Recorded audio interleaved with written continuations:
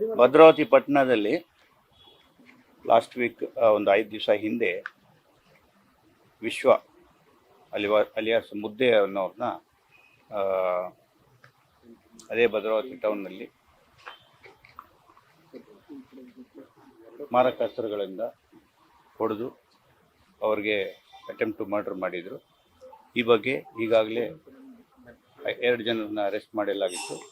ಇನ್ನು 5 ಜನ ನಿನ್ನೆ ಕೋರ್ಟ್ಗೆ ಬಂದು ಸರೆಂಡರ್ ಮಾಡಿದ್ದಾರೆ.